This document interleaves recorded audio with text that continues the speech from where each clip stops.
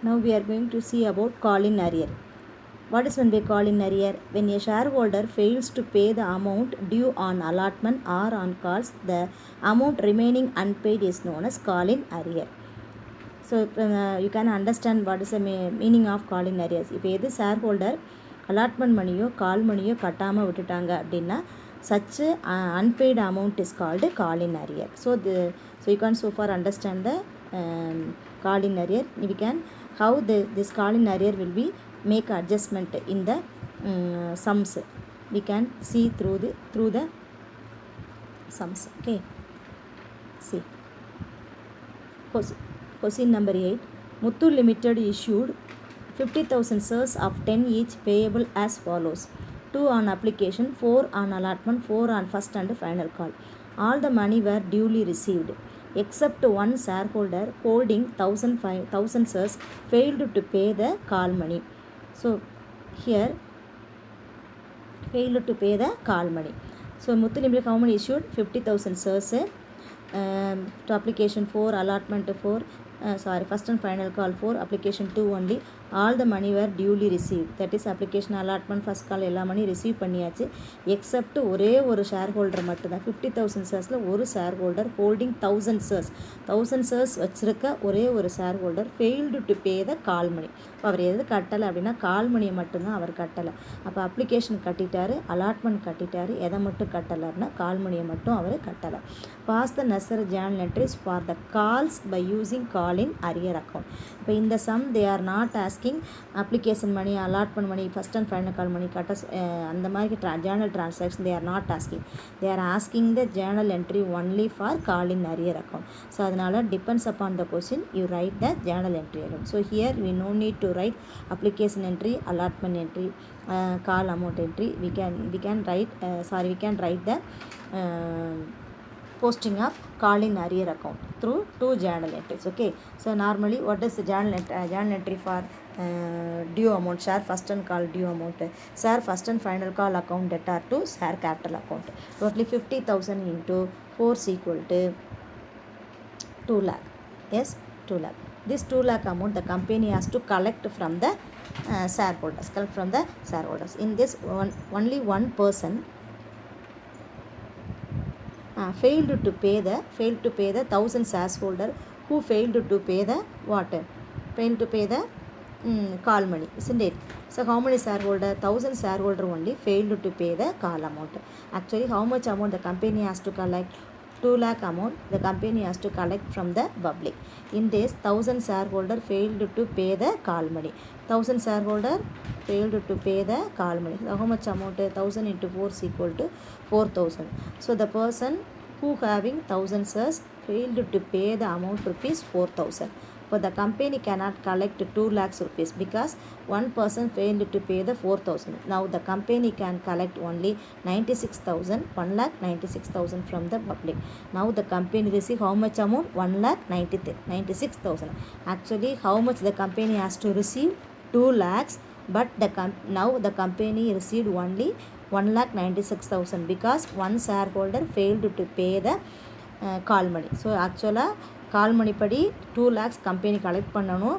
ஆனால் அவர் என்ன பண்ணலைன்னா ஒரே ஒரு ஷேர் ஹோல்டர் கால் மணி கட்டாதனால இந்த மணி வராது. அதனால் அது கம்பெனியால் எவ்வளோ தான் கலெக்ட் பண்ண முடியும் அப்படின்னா 1,96,000 தான் நம்ம என்ன பண்ண முடியும், கலெக்ட் பண்ண முடியும்.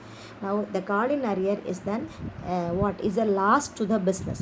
So அதனால் it must be debited in the journal entry. So the company can receive the amount call ஒரு ஆள் மட்டும் ஷேர் கட்டாமல் போனாலும் ரிமைனிங் ஷேர் ஹோல்டர்ஸ் என்ன பண்ணிக்கும், the company collect the amount, isn't it or not? So for that we have to write the journal entry. So bank account debtor, call in advance account debtor to share first and final call. So to share first and final call how much amount you have to receive? 2 lakhs only. How much amount we have to receive? So through first and final call how much they have to receive? 2 lakh only the company has to receive. But actually it receive what? 1,96,000 only because 1,96,000 because 4,000 what not yet paid by the shareholder. So அதனால totally 1,96,000 only the company receive the amount. 4,000 call in arrear. When we add both of them, what answer will come? 2 lakh answer will come. Okay, next shall we move to the sum number 9. So far you can understand the call in arrear account. So in the call in advance account must be credited in the allotment, but at the same time it must be debited in during the call amount like that. But in the call in arrear must be always debited in the SAR account. Okay, yes.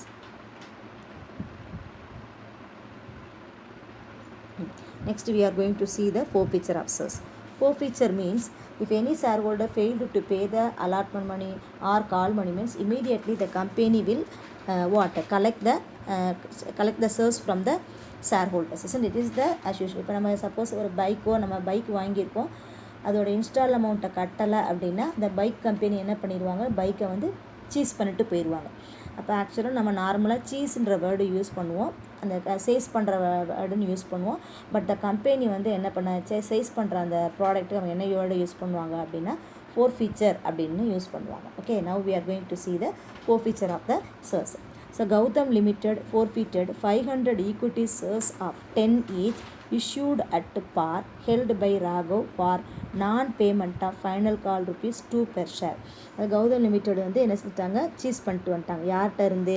ராகவ்ட்ட இருந்து. So Gautam limited seize from whom, Gautam வந்து யார்கிட்ட இருந்து? ராகவ்ட்ட இருந்து cheese பண்ணிட்டாங்க, பிடுங்கிட்டு வந்துட்டாங்க. 500 ஷேர்ஸை பிடுங்கிட்டு வந்துட்டாங்க. ஏன் பிடுங்கிட்டு வந்துட்டாங்க அப்படின்னா ஃபார் நான் பேமெண்ட் ஆஃப் கால் மணி. அப்போ அவன் அப்ளிகேஷன் மணி கட்டியிருக்கேன், அலாட்மெண்ட் மணி கட்டியிருக்கேன், ஆனால் என்ன மணி கட்டலை, ஃபைனல் காலில் ₹2 கட்டாதனால என்ன பண்ணிட்டாங்க, நான் பேமெண்ட் பண்ணதுனால அந்த கௌதம் லிமிடெட் வந்து ராகவ்ட்ட வந்து ஷேர் ஹோல்டர்ஸை திரும்ப வாங்கிட்டு வந்துட்டாங்க. அப்போது நவ் த ஷேர்ஸ் வேர் ஃபோர்ஃபீட்டட்னா எடுத்துகிட்டு வந்துடுறது. யார்கிட்டருந்து? ராகவ்ட்டிருந்து அதனோட ஓனர்ஷிப்பை எடுத்துகிட்டு வந்துட்டாங்க. Now reissued to Madhan at ₹8 per share. அப்போ கம்பெனி என்ன பண்ணிடுச்சு, அந்த ஷேரை வாங்கிட்டு வந்துச்சு. ஸோ அதை வாங்கி அப்படியே வச்சுருக்காது, அதை என்ன பண்ணணும்னா இன்னொரு ஆளுக்கு, மதன்ற ஆளுக்கு வந்து அது என்ன பண்ணிச்சு, ரீஇஷ்யூ அப்படின்னா சேல்ஸ்ன்னு அர்த்தம். Reissue means what? Sales. So மதனுக்கு அது என்ன பண்ணிடுச்சு அப்படின்னா சேல்ஸ் பண்ணிடுச்சு. எவ்வளோ ரூபாய்க்கு சேல்ஸ் பண்ணிக்குன்னா ₹8 சேல்ஸ் பண்ணியிருக்கு. So I will explain this topic through and example. Suppose இப்போ நம்ம பைக்கு லோனுக்கு வாங்கியிருப்போம், ஒரு ஃபஸ்ட் இன்ஸ்டால்மெண்ட் கட்டியிருப்போம், செகண்ட் இன்ஸ்டால்மெண்ட் கட்டியிருப்போம். ஸோ தேர்ட் இன்ஸ்டால்மெண்ட் நம்ம கட்டலை. ஆக்சுவலாக வந்து ஒரு 5 இன்ஸ்டால்மெண்ட்டுன்னு வச்சுக்கோங்க. ஒரு எக்ஸாம்பிள், நம்ம 3 இன்ஸ்டால்மெண்ட்டு கட்டியிருப்போம், லாஸ்ட்டு ஒரு 2 இன்ஸ்டால்மெண்ட்டு கட்டலை அப்படின்னும் போது 5 இன்ஸ்டால்மெண்ட் வரைக்கும் அவங்க வெயிட் பண்ணி பார்ப்பாங்க. அதுக்கு மேலே கட்டலை அப்படின்னா என்ன பண்ணிடுவாங்க, நம்மளோட பைக்கை வந்து கம்பெனி வந்து சீஸ் பண்ணிட்டு போயிடும். அப்போ நம்ம கம்பெனி பைக்கை சீஸ் பண்ணிட்டு போகிறதும் இல்லாமல் நம்ம கட்டின அமௌண்ட்டையும் first term, second term, third instalment, 3 instalment கட்டியிருக்கோம், அந்த அமௌண்ட்டையும் கம்பெனி என்ன பண்ணாதுன்னா it won't return back to the ஷேர் ஹோல்டர்ஸ்க்கு திருப்பி கொடுக்காது. அப்போ கம்பெனி அப்போ பேமெண்ட்டு பண்ணலை அப்படின்னா கம்பெனி என்ன பண்ணிடும் அப்படின்னா பைக்கையும் எடுத்துகிட்டு வந்துடும், அதே நேரம் அந்த அவன் கட்டின அமௌண்ட்டையும் என்ன பண்ணாது, பைக் கம்பெனி திருப்பி கொடுக்காது. அதே மாதிரி தான் same thing procedures followed in the company also. இந்த எந்த ஒரு ஷேர் ஹோல்டரும் அமௌண்ட்டு கட்டலை அப்படின்னா அந்த ஷேர் மேலே உள்ள ஒரு ஓனர்ஷிப்பை அவர் என்ன பண்ணிடும், கெட் பேக் பண்ணிடும். இந்த கம்பெனி வந்து அவங்களோட ஓனர்ஷிப்பை என்ன பண்ணி சீஸ் பண்ணிவிட்டு கட் ஷார்ட் பண்ணிவிட்டு ரிமூவ் பண்ணிவிட்டு இனிமேல் அவங்களோட ஷேர்ஸ்க்கு வந்து அவங்க என்ன கிடையாது, அந்த கம்பெனியில் அவங்க ஓனர் கிடையாது, ஷேர் ஹோல்டர் கிடையாதுன்னு சொல்லிடும். அதே மாதிரி அவங்க அப்ளிகேஷன் அலாட்மெண்ட் மணி கட்டின அமௌண்ட்டையும் என்ன பண்ணிடும்னா கம்பெனி வந்து திருப்பி தராது. ஓகே, சரி. இப்போ சப்போஸ் அது மாதிரி ஃபோர்ஃபிட் பண்ணிட்டு வந்த பைக்கை ஒரு பைக் கம்பெனி என்ன பண்ணுவாங்க, அடுத்து அப்படியே வச்சுருக்க மாட்டாங்க, கொஞ்சம் ஆல்ட்ரேஷன்ஸ் எல்லாம் பண்ணி என்ன பண்ணுவாங்க, திரும்ப இன்னொரு ஆளுக்கு அதை ரீசேல்ஸ் பண்ணுவாங்க. செகண்ட் ஹேண்டாக தான் ரீசேல்ஸ் பண்ண முடியும், ஃபஸ்ட் ஹேண்டாக நம்ம என்ன பண்ண முடியாது, ரீசேல்ஸ் பண்ண முடியாது. அதே மாதிரி தான் கம்பெனிலையும் பிடுங்கிட்டு வந்த அந்த 500 பிடுங்கிட்டு வந்த ஷேர்ஸை என்ன பண்ணுவாங்கன்னா வேறு ஆளுக்கு வந்து அவங்க விற்கலாம். அதே ரேட்டுக்கு விற்க முடியாது, ஆக்சுவலி வந்து ஒரு டிஸ்கவுண்ட் ரேட்டுக்கு தான் என்ன செய்ய முடியும், விற்க முடியும். தட் இஸ் அதோட ஷேர் வேல்யூ ₹10 அவங்கள அதை குறைச்சி ₹8, ₹7, ₹6 அப்படி தான் அவங்களால ஷேரை விற்க முடியும். ஸோ இந்த சம்லையும் கௌதம் லிமிடெட் வந்து ராகவ் பணம் கட்டாதனால ராகவ்ட்டிருந்து 500 ஷேரை பிடுங்கிட்டு வந்துருச்சு. திரும்ப அதை யாருக்கு ரீஇஷ்யூ பண்ணிக்குன்னா மதனுக்கு கொடுத்துருக்கு. ₹10 ஷேரை ₹10 கொடுக்காம எவ்வளோ ரூபாய்க்கு கொடுத்துருக்கு, ₹8 கொடுத்துருக்காங்க. Now show the journal entries for forfeiture only. அப்போ இந்த சம்மில் ஃபோர்ஃபீச்சருக்கு அண்டு ரீஇஷ்யூக்கு என்ன கேட்காங்க, ஜேர்னல் என்ட்ரி கேட்குறாங்க. இப்போ விஷுபி இங்கே வந்து நம்ம என்ன செய்ய, ரீஇஷ்யூ ஜேர்னல் என்ட்ரிக்கும் forfeiture journal என்ட்ரிக்கும்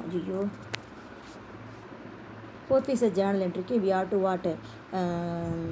we have to first recite that. இந்த எல்லாம் மனப்பாடம் பண்ணிக்கிட்டோம் அப்படின்னா நமக்கு என்னவாக இருக்கும், ஈஸியாக இருக்கும். First write the reissue of how many shares, forfeiture of how many shares அப்படின்னா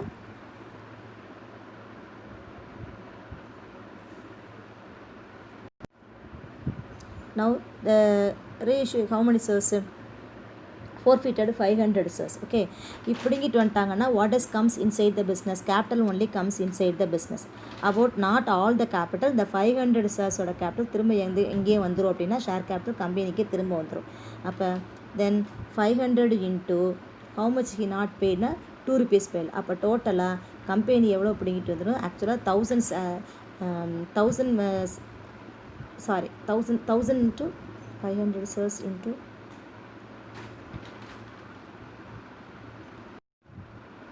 so actually the company forfeited how many shares? 500 shares.